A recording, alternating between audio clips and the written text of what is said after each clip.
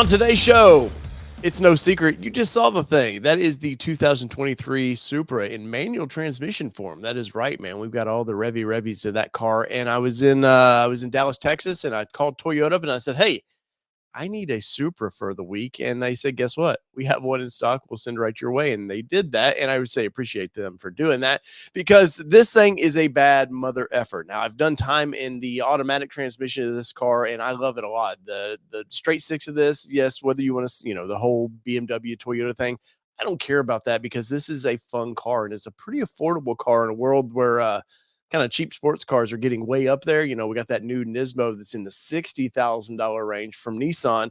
And so this thing still seems like a bargain compared to that. And then, we got my old trusty Mustang out back and that thing was $57,000. So around $56,000 get you this manual transmission car. And, it's pretty badass. I'm not going to lie. So let me show you some B clips of this thing. Let's get into that and I'll go deeper into this car.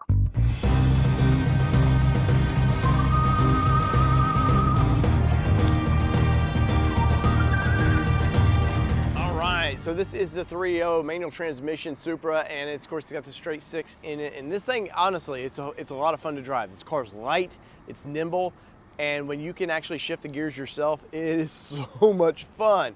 Now, how long do we get a manual transmission in a car like this? I'm not sure, but I'm going to enjoy it while I can. I say you would do it as well.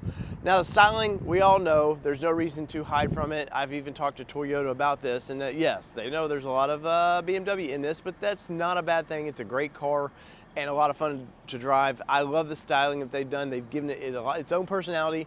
We didn't get the full concept like we had hoped for when Toyota kind of showed us a hint of what this car was going to look like, but that's okay. This blue is amazing. These tires are very sticky, so we got some Michelins on here, and yeah, I have put them to the test, and as many other journalists have. But the wheels, I really dig the wheels on this thing. I think they're very unique, and in a hard class to be unique, this car is full of it. The big plus of this car has got to be the manual transmission. Now, yes, the automatic is very fast, and I've drove that, and I've ripped on that car and had a lot of fun with it. But sometimes you want to feel connected, and unless you're getting into the C8 range of a sports car, people still want to kind of feel connected. Like, not being the fastest isn't a bad thing anymore because people want to feel so connected to the vehicle, and shifting is a big part of that. The fact that, we're still getting this big 382 horsepower. There's a lot of torque, 68 foot-pound of torque on this thing. And to be able to play in this car was a dream. Now, out on the highway, I had a blast with it. And I will say, second gear was my favorite gear out of all of them on this thing. And I mean, you want to rip through every one of them, but trust me, second gear, first is quick. It's a quick gear, but second gives you a little bit of torque band, and man, that's where it will sit you back in your seat. And that's something that the automatics you can't get from the automatic, is the ability to hold it in gear just a little bit longer. That is, it's got so much punch, and I can imagine drifting in this car with a manual transmission. Now that has to be, well, I didn't get to do it, but I would like to. In a world where people want, we've heard this for a long time. Hey, please we want a sports car with a manual transmission. They just all went away. It seems like from 2010 till now, they just slowly died. And the fact that, I don't know if this was a reaction because Nissan was still offering that, or just this was always in Toyota's plans. By far, this is the best shifting of all three cars that I talked about earlier. This by far is the best, smoothest shifting, the most interactive when you shift, when you hit the throttle. Like I said, in second gear, it's just amazing. And I can't stress this enough. And if you're looking for one of these and you're like, well, I don't know how it's going to shift, I'd tell you, go shop around, go test drive all of the three in this size car, and I think that you're going to find out that the Toyota Supra is by far the best shifting out there. And especially when you consider price, mid-50s for this car, that's a deal in itself in a world where, like I said earlier, the Nismo Z, man, you're up in the I want to say $65,000 range. So would you save $10,000 and have a lot better car?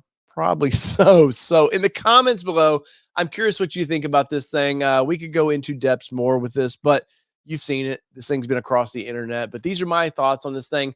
I scale 1 to 10. I'm going to give this car a 7.5 right now. If I got to live with it a little bit longer, maybe that score goes up, maybe it goes down. But the practicality of the thing is, well, Well, it's a sports car. It's a small sports car. And speaking of practicality, we had to put bags in this thing. So I'm going to leave you with this. Me and Kelly trying to figure out how to get our luggage from Nashville, Tennessee when we flew into Dallas, Texas in this car. So enjoy. Peace, everybody. One thing, Kelly, is luggage in this car. And of course, Mama Bear always handles the logistics to this. And when I hit up Toyota and said, hey, we'd like to test out a new Supra, I didn't think, I'm a dumb guy, and didn't think that, well, this backpacks, she wanted to murder me.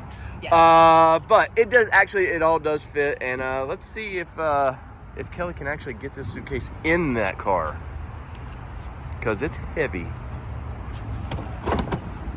Matches the car.